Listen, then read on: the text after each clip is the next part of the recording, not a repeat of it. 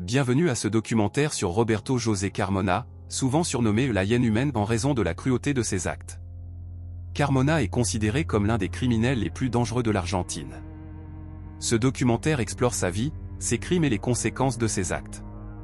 Roberto José Carmona est né le 15 janvier 1963 dans la province de Buenos Aires, en Argentine.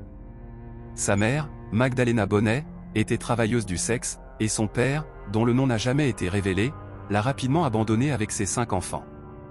En raison de la précarité de leur situation, Magdalena a emmené Roberto et ses frères dans un institut de protection des mineurs, la maison Villa Elisa, située dans la ville de La Plata.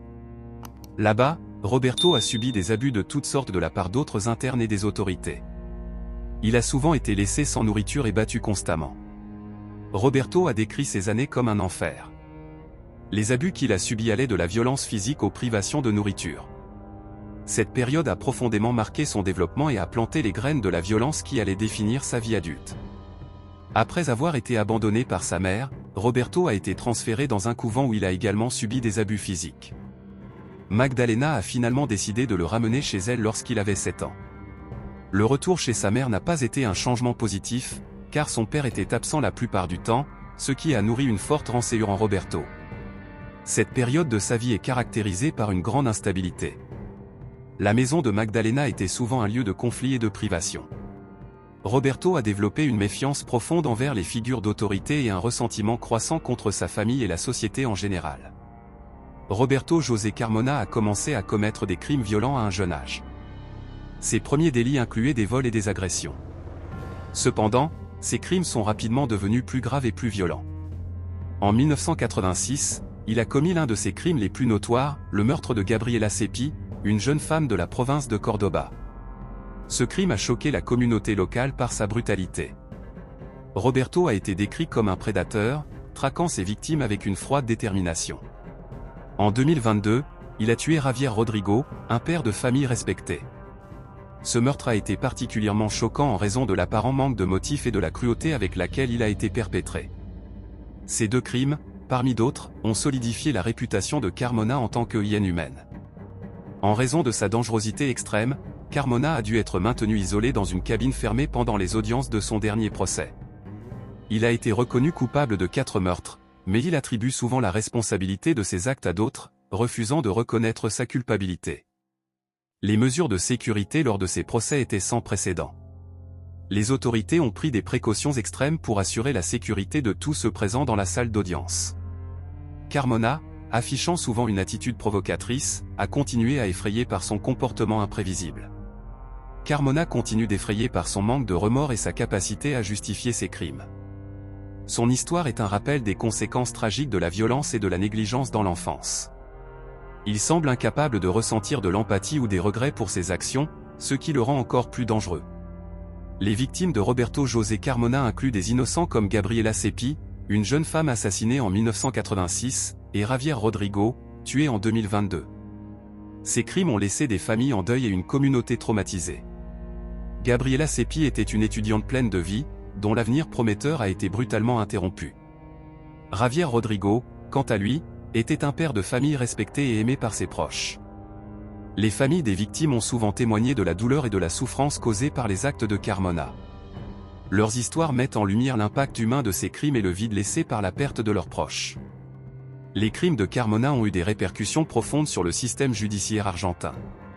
Ces procès ont attiré l'attention nationale et internationale, mettant en lumière les défis de traiter avec des criminels extrêmement dangereux. Les mesures de sécurité lors de ces audiences, comme son isolement dans une cabine fermée, ont été drastiques mais nécessaires pour garantir la sécurité de tous. Ces affaires ont également suscité un débat sur la nécessité de réformes dans le système pénal argentin, notamment en ce qui concerne la gestion des délinquants violents et la protection des victimes. Pour comprendre Carmona, il est crucial d'examiner son profil psychologique. Les experts en criminologie le décrivent comme un psychopathe avec une absence totale de remords et une incapacité à ressentir de l'empathie. Sa violence est souvent vue comme une manifestation de la rage accumulée durant une enfance marquée par les abus et la négligence. Les évaluations psychologiques de Carmona montrent une personnalité profondément perturbée, caractérisée par des tendances antisociales et une propension à la violence extrême. Son incapacité à former des liens émotionnels et son plaisir apparent à infliger de la douleur sont des signes clairs de sa psychopathie. En prison, Carmona continue de représenter une menace. Il est constamment surveillé et maintenu en isolement pour prévenir toute violence contre d'autres détenus ou le personnel pénitentiaire. Ses tentatives d'intimider ou de manipuler ceux qui l'entourent sont fréquentes, et son comportement reste imprévisible. Les autorités pénitentiaires prennent des mesures strictes pour assurer la sécurité autour de Carmona, conscientes de son potentiel de violence. Il est gardé dans des conditions de haute sécurité, avec des contacts limités avec les autres détenus. Les crimes de Carmona ont non seulement marqué les familles des victimes mais aussi la société argentine dans son ensemble. Ces actes ont incité à une réflexion sur les failles du système judiciaire et de protection de l'enfance en Argentine. De nombreuses voix se sont élevées pour réclamer des réformes et des mesures plus strictes pour prévenir de telles tragédies à l'avenir. Les médias ont joué un rôle crucial dans la couverture de ces affaires, sensibilisant le public aux horreurs des crimes de Carmona et aux défis posés par de tels criminels. Cette attention médiatique a également contribué à une prise de conscience collective et à des appels à l'action pour améliorer les systèmes de justice et de protection sociale. Les témoignages des familles des victimes, des voisins, des anciens camarades de classe et même des agents de police ayant travaillé sur ces affaires, apportent une perspective humaine à cette histoire macabre. Leurs réactions varient de la colère à la tristesse, en passant par un désir de justice. Ces témoignages révèlent la profondeur de la douleur causée par les actes de Carmona et l'impact durable sur les communautés touchées. Ils soulignent également l'importance de la résilience et de la solidarité face à la tragédie. Ce documentaire vise à tirer des leçons de l'histoire de Roberto Carmona. La violence et la négligence subies dans l'enfance peuvent conduire à des actes de violence extrême à l'âge adulte. Il est essentiel de renforcer les systèmes de protection de l'enfance et de soutien aux familles vulnérables pour prévenir de tels parcours criminels. Les experts recommandent une approche holistique pour traiter les enfants à risque, comprenant des interventions précoces, un soutien psychologique et des programmes éducatifs pour briser le cycle de la violence. Les forces de l'ordre ont dû faire face à de nombreux défis pour appréhender Carmona. Les enquêtes sur ces crimes ont souvent été entravées par son habileté à dissimuler des preuves et à échapper aux autorités. Les détectives ont dû rassembler des indices fragmentaires et faire face à l'horreur des scènes de crimes laissées par Carmona. La traque de Carmona a impliqué une collaboration étroite entre plusieurs services de police et experts criminels. Des technologies avancées, comme l'analyse ADN et les techniques de profilage criminel, ont été essentielles pour relier Carmona à ces crimes. L'arrestation finale de Carmona a marqué la fin d'une longue série de violences, mais aussi le début d'un processus judiciaire complexe. Les médias ont joué un rôle crucial dans l'affaire Carmona, rapportant chaque développement avec une grande attention. La couverture médiatique a non seulement sensibilisé le public à la gravité des crimes, mais a également exercé une pression sur les autorités pour qu'elles agissent rapidement et efficacement. Les reportages télévisés, les articles de journaux et les documentaires ont contribué à forger l'image de Carmona en tant que hyène humaine. Les interviews des victimes, des familles et des experts criminels ont offert des perspectives variées sur l'impact de ces crimes. Cette couverture a également soulevé des questions éthiques sur la manière de traiter les criminels notoires dans les médias. La réhabilitation de Roberto Carmona est un sujet de débat intense.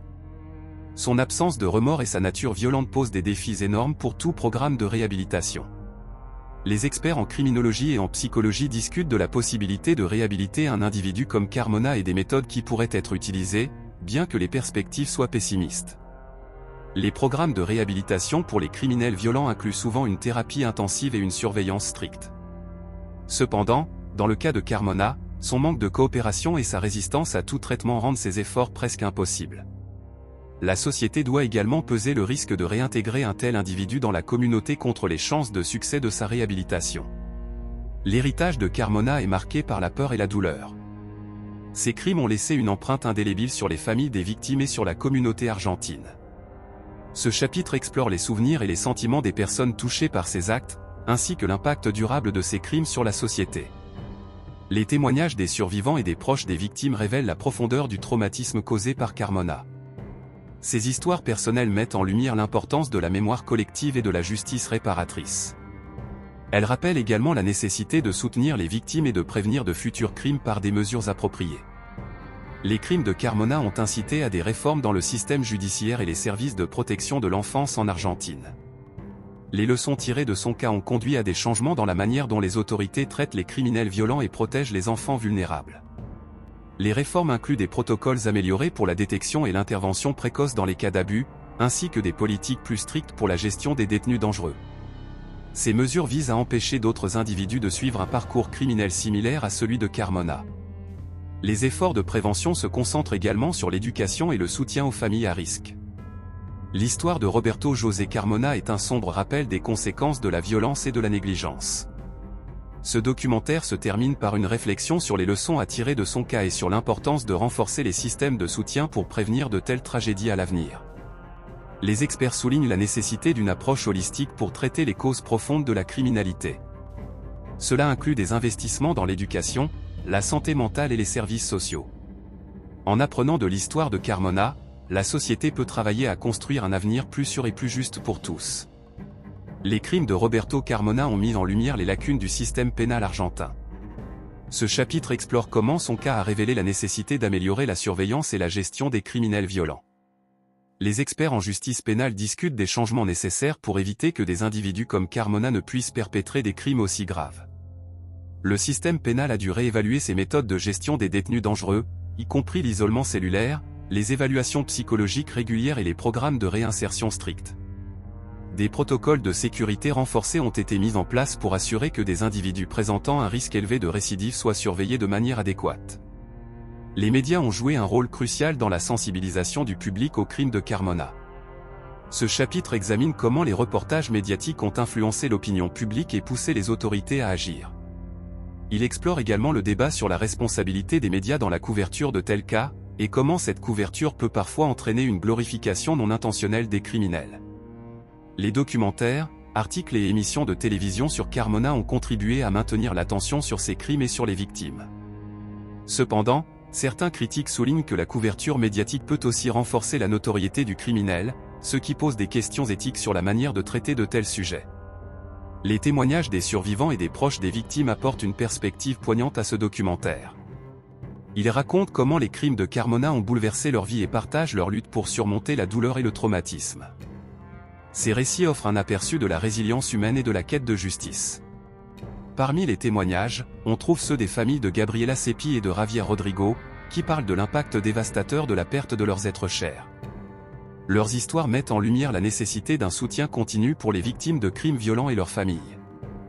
Les experts en criminologie et en justice sociale tirent des leçons du cas de Carmona pour améliorer les systèmes de prévention et d'intervention.